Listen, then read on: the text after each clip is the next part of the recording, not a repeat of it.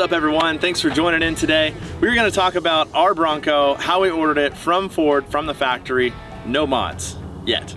Part 2 of this series will include our future plans for the mods, kind of give you a little vision into what we're hoping to do, and maybe some of the build partners that we have kind of connected with, and they'll be part of it. So that'll be cool.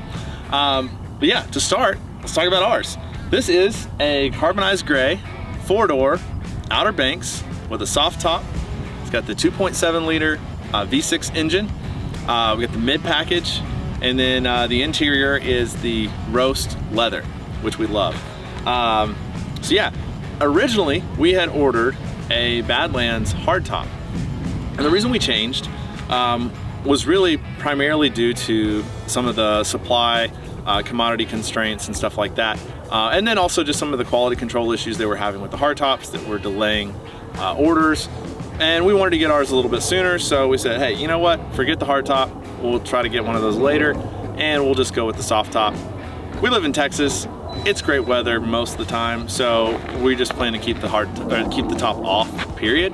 Matter of fact, if you kind of see over here, I took the top off on day 2 and haven't put it back on. We've had it about 2.5 weeks, and it's been cold some days, so we'll just drive the 4Runner on those, but it's been fine. Other things is, you know, we had the Badlands. I think I kind of wanted the Badlands because I was sort of under this impression that, like, oh, that's the one, like that's the cool one, that's the Rubicon. But really, I mean, Badlands does have a lot of cool off-road capability, you know, with the sway bar disconnect, but the bulk of the off-road capability that the Bronco has comes in the Sasquatch package. You know, with that, you're gonna get the 35-inch mud terrain tires, you get the upgraded suspension, you get the wider fender flares for better coverage there, you get the front and rear locking differential, you also get the better drive ratio. So those kind of things, you know, I knew I was gonna get the Sasquatch package anyway, but we went to Bronco Off-Rodeo in Austin, Texas. Got to drive a base with Sasquatch package and a Badlands with Sasquatch package, back to back, like same day or the same weekend anyway. And what we realized was Sasquatch was it. Like the trim didn't really matter that much, other than some of the creature comforts and just little things that you might prefer.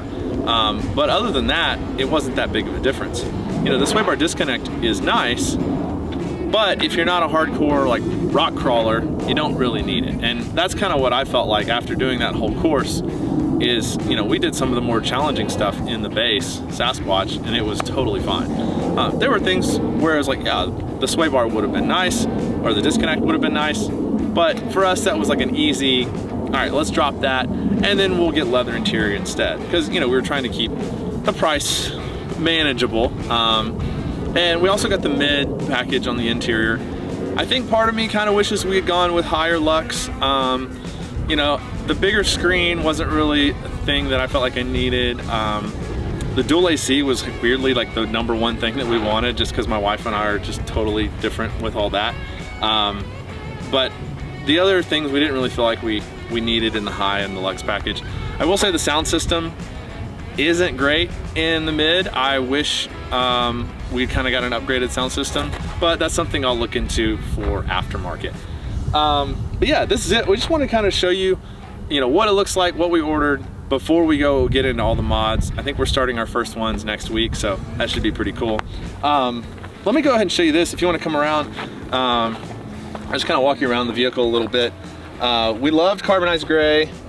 We originally had ordered shadow black, and then we switched it to cyber orange, and then we switched to Area 51. I still like all those colors, but really kind of ended up just really liking how, you know, the black and the gray, just kind of that subtle contrast, it just kind of fits our vibe, and so my wife and I really like that.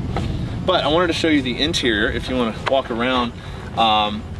This is the roast leather interior, and it looks amazing. The brown and the black together with the gray is just, it's such a good combo. And then it just feels really good. We had tried out the cloth interior, and we'd also ridden in a marine grade vinyl. And, you know, those were nice. To me personally, I felt like the leather just felt quite a bit higher quality. And so that's why we ended up going with leather. It's also got the heated seats, which is nice. I think you can get that in the marine grade vinyl as well. But yeah, this is our build. We love it. Only other things I wish, if Ford's listening, I wish they would do different is not put these blue accents or this bronze here. Just make it gray or black. That'd be great. I plan on swapping all that out or painting it or changing it or whatever at some point anyway, so I'm not super worried about it. But yeah, that's it. I appreciate you guys checking out the build. If you want to just stay tuned, we've got the next video will be us walking around and talking about all of our planned upgrades and mods and some of our build partners, the ones we've announced so far. And so I think that one will be really cool if you're interested in modifying Broncos. So stay tuned, like, subscribe, and be sure to follow us on Instagram. I'm Ben. Thanks for taking time to watch this video.